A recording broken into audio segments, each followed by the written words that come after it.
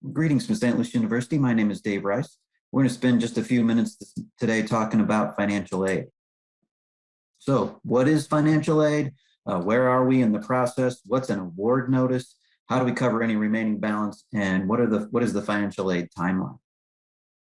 So just types of financial aid. Anytime this financial aid piece gets to going pretty fast, just remember this slide. It's just this simple. There's just these four things. Scholarships are the merit-based pieces of award, the rewards for our students' hard work. Academically, SAT scores, ACT, GPAs. Grants are the need-based pieces of aid. FAFSA starts that process, but they're the need grants that come from the federal government, state government, and the schools. Loans, there's three different loan programs: federal student loans, federal parent loans, and private student loans. And then there's employment opportunities, things like federal work study. So those are the four things that make up financial aid. The application process starts really with your admission application. When you apply for admission to a college, they begin to review your students for merit-based aid. They will look at things like GPA, ACT, SAT. Many schools like St. Louis University this past year went test optional. We know that it's been really hard to get in and take those tests, but that's the first piece. Just applying to admission, schools will begin to review your students for the merit-based awards. FAFSA will be the application for the need-based types of aid. Again, that generates things like the federal Pell Grant, Supplemental Educational Opportunity Grant. It opens up the door for the federal student loan programs and federal work study. I also just wanted to take a second to mention the CSS profile. It is not free, but it is a legitimate application. Probably about 400 schools around the country use that application. It's just a way that schools take a deeper dive into our finances to understand how they will distribute limited resources. We don't use that for our domestic students, but we use that for our international students to give them an option for need-based aid. All of the federal sites have been moved to one. There used to be a separate site for FAFSA and loans and different things, but they've all been moved now to studentaid.gov. And so when you go to file your FAFSA, you'll go there to file it. If you're doing different loan pieces, applications, or promissory notes, you do everything from this site. So just want to give you kind of a screen print and show you what that looks like. And yes, you can do that on your phone now. There's an app you can download, and you can file your FAFSA on your phone, complete the processes right on your phone if that works better. So when should we apply? Well, believe it or not, we've passed that October 1st threshold for this year, but for those of you filing for next year, you want to file the 22-23 FAFSA, you could start that as of October 1st each year. You will complete a FAFSA each year for the coming year. And since many pieces of aid are awarded on a first come, first served basis, you always want to apply as close to October 1st as you can. Just a couple terms for us all to kind of be aware of. We have so much jargon in financial aid, but just a couple terms. It's good to just have heard them at least one time. EFC, expected family contribution. That is the result from the FAFSA. In days gone by, that kind of represented, well, that's the amount that a family will be expected to pay. That's kind of changed over time, and really now it represents the need-based aid eligibility indicator for our students. Congress is in the process now of probably making a change that how we term this, changing it from EFC to a need-based aid indicator. But it determines our eligibility for need-based types of aid, things like federal Pell Grants. An EFC can be anything from 0 to 999,000. Federal Pell Grant range goes from 0 to a little over 5,700. And this past year, a full Pell Grant for a 0 EFC was $6,495 for the year. And then on a sliding scale, increments of about $100 goes down to about $600. The closer we get to 5,700. Our Missouri state grant cutoff is at $12,000 and gives an annual state grant of around $2,000. That EFC is also fed to schools, and they use that to determine their need-based aid eligibility.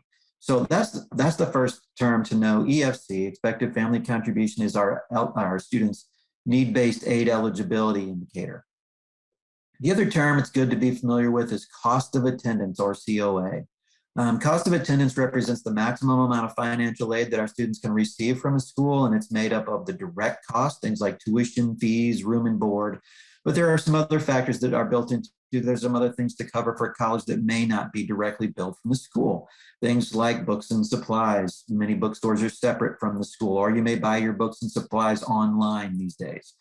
transportation back and forth to school, loan fees. The federal loans have loan fees associated with them, and then a miscellaneous category just to help us catch some of those pieces, like when our students are decorating their dorms or buying supplies for their dorms or things. So that's cost of attendance. Again, it represents the maximum amount of financial aid that our students can receive for the year. We talked about the application process starts with the admission application, and this is just an example of that. So just by applying to St. Louis University, you're considered for merit-based awards up to $25,000. It's based on GPA. ACT and SAT scores are optional now. They can only help our students. They don't hurt our students. But that's just by applying to admissions. But it's also important to know there's some other things that your students can apply for. So our President's Scholarship, which represents our highest merit award, it's a full tuition scholarship, has a December 1st deadline for the application. Students fill out an application, write an essay, selected students come to campus for an interview process. It's very, very prestigious. And then also our Martin Luther King Jr. Scholarship, that also it is a separate application, as the February 1st deadline. Again, students write essays, they come to campus for interviews. It is a community service-based scholarship. So just a couple examples to make sure that we know that, yes, some things are just by applying to admissions, but there may be other kinds of scholarships we can apply for as well. We'll talk about 3 different loan programs today. This one is the federal student loan program. So just by applying, just by completing the FAFSA, gives us eligibility for the federal student loans. And our students this first year can borrow up to $5,500. And you see there's 2 columns there. So the subsidized portion, it could be as much as $3,500. That means the subsidy is that the government is paying the interest on the loan for our students while they're in school. So if they qualify for a full $3,500 on the subsidized loan, they could borrow another $2,000 in the unsubsidized loan. That would just be a loan where the interest is accruing on it while our students are in school. It's not compounding, it's adding up on the side when they get ready to go into repayment. It will capitalize. Repayment on federal student loans starts 6 months after our students drop below half time. Full time is 12 hours. So if they drop below 6 hours for more than 6 months, that's what triggers repayment on these student loans. $5,500 is the first year loan amount they can borrow. So these are not credit qualifying loans, but the government's going to tell us at each grade level how much our students can borrow. So $5,500 for the first year, $6,500 second year, $7,500 for third year, and again, $7,500 for the fourth year. And it used to be that's the only amounts we would have to talk about, but now our students are taking quite a few credit hours while they're in high school. So actually, if your student comes into college with more than 30 credit hours, they could go ahead and they would already qualify for that grade level 2 loan amount of $6,500. If our students happen to be independent, meaning they don't need parent information on the FAFSA, you see the independent loan amounts. But for most of our students, as we think about them coming straight out of high school, they will be dependent on the FAFSA. These are the other 2 loan programs. The center column there is the federal parent loan program. The column on the right is the private student loan program. Private loans, there are actually private loans for parents as well now. But the difference, these now are credit qualifying loans. And here now we can borrow up to cost of attendance. And that's why it was important to show you that term a little bit earlier. So we can borrow not just for the direct cost, but we can also cover the other cost of living pieces that come along with college. So the difference is here, the parent loan has a fixed rate of 6.28% this year, where most of the private loans are variable. A few of them have fixed, but most of them are variable rates. The federal parent loan has a 4.228% federal origination fee. It's kept by the Department of Education before it's dispersed. The private loans do not have origination fees associated with them. The parent loan repayment on that can be deferred while students are in school. It's as simple as checking a box on the application. But otherwise, they would go into repayment 60 days after they're fully dispersed. So half would come in August for the fall, half in January for the spring. So the parent loan would go in repayment at about end of February, beginning of March, unless you choose to defer it while your students are in school. Private student loans are back to the 6-month grace period after our students drop below half time, as the loans are that are associated with students. Just a quick, as we talk about loans and how much we're borrowing and different things, this is just a quick reference guide. How much are loans when we get into repayment? I think that makes more sense to us than saying, hey, we're going to borrow $10,000 or how much are we going to borrow? So for the federal student loans, for every $10,000 our students borrow at the current interest rates, they would be about $100 a month when they get into repayment. For parent loans, for every $10,000 a parent borrows, they would be about $112 a month. And for private student loans, we'll estimate them at 10%. We said their variable rates, they may be less than that, but at 10%, they would be about $132 a month per $10,000 borrowed. And you see there, we're associating that with a standard 10-year return, 10-year repayment term. There are no prepayment penalties on these loans. So if you pay them off early, there's no penalty to that. But hopefully that will give you some point of reference. If we're going to borrow some loans, what does that look like in repayment? Award notices. Let's kind of take a snapshot and take a sense of where we are in time when we start thinking about award notices. So right now we're kind of in that admission process here, and you're applying for different schools. The award notice process takes place usually between November and March. November is very, very early. If you get an award notice in November, you really want to make sure that it's not an estimate, that it's a true notice of awards. More likely, you'll start receiving award notices after the first of the year. And when you receive them, that should be very clear on there how much is grants and scholarships, things we don't have to repay, how much are loans, and how much are work study. So let's imagine it's a February morning, we've just received 2 award notices. One says it's for $60,000 for school A, and school B is really only offering us $30,000. So obviously we think we're going to go to school A, but as we look a little closer at school A, of the $60,000, $45,000 of that is a federal parent loan, a credit qualifying loan. Not that we won't credit qualify, but it's not grants and scholarships. As we look a little closer at school B, of the $30,000, $25,000 of that was grants and scholarships, and $5,000 was a federal student loan. So actually school B has offered us the better award. So just really pay attention to those. Your high school counselors are great resources as you begin to read those. Just a quick word on renewing grants and scholarships. We receive our merit-based awards and our need-based awards coming into school based on the criteria in which we earn them. Our GPA score, for the most part, ACT GPA, if that helped us. We keep that award for the first year. At the end of the first year, those merit-based awards are renewed to see if we're making that maintenance GPA, but we don't lose that award second year if we're not making that maintenance GPA. We would only go on probation. At the end of the second year, if we're not making that maintenance GPA, we could lose that award, but we could also appeal for it. So just a peace of mind there, just that we don't have to worry that our students are going to make one mistake or something that first semester and lose all their aid or something. They won't. Federal aid works a little different in that we do have to measure that after each semester. But again, even after the first semester for the federal aid, they wouldn't lose it second semester. They would only go on probation if they're not making a minimum 2.0. So hopefully that's just a little peace of mind as you think about students renewing their scholarships.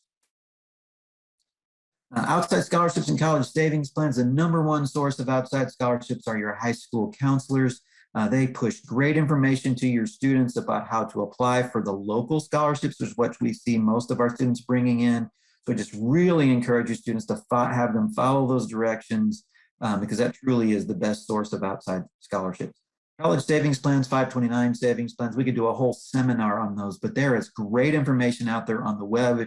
For Missouri residents, if you Google Missouri Most, or if anybody Googles 529 savings plans, you get great information out there on the web about those. And there's some great tax benefits on those, even if you haven't started using them yet. I would still encourage you to think about start using them now.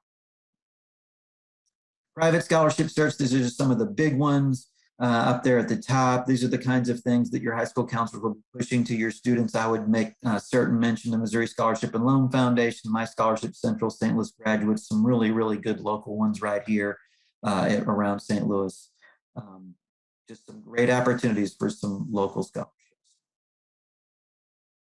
So let's imagine now, let's kind of slow this whole thing down, and let's imagine that we have cost, tuition fees, those direct costs, maybe parking, health insurance if we need it, minus aid, well, the things that not a lot of decisions, the grants and scholarships, we want as many of those as we can, probably even our federal student loans. We say cost minus aid and there's a remaining balance. How do we cover that balance? And we think must be 100 different ways, but there's really just 3.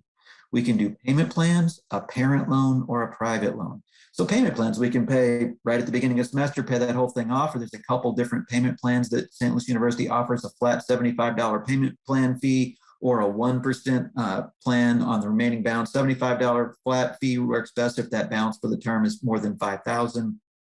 The 1% fee works best if that balance is less than $5,000. Parent loans, we've looked at for every $10,000 we would borrow on a parent loan, that would be about $112 a month. So maybe that works better for our budget. Or private student loans, we can defer everything until after our students are out of school. And we know for every $10,000 we borrow there, that would be about $132 a month. You know, it's really important to think about having a plan to pay for a degree. So most degree plans are 120 credit hours. If we think of 4 years being 8 semesters, we would need to average 15 credit hours per semester. So sometimes it's really easy to start off taking 12, kind of getting a good start, just being full-time, but I would encourage your students to always average 15. Those 5th years get really expensive because many of our scholarships are only 4 years. So just plan to pay for a degree, average 15 hours a semester. Wrapping us up here, just a timeline for our seniors, August to December, they're doing their admission applications. By starting October 1, you can get your FSA IDs. That's your signature for your federal applications. You'll need one for parent, one for student, and then you can begin to submit your FAFSA starting October 1. November through March, we're getting our award letters. May 1 is the national date to get deposits back from the schools that we've applied to. So that's kind of the day you're really choosing, this is the school we're going to. May through August is very busy. June are big orientation months when you're registering, maybe meeting your roommates for dorms and things like that. Bills will go out at the beginning of July with first payments due August. And before we know it, it is time to move our students into the dorm.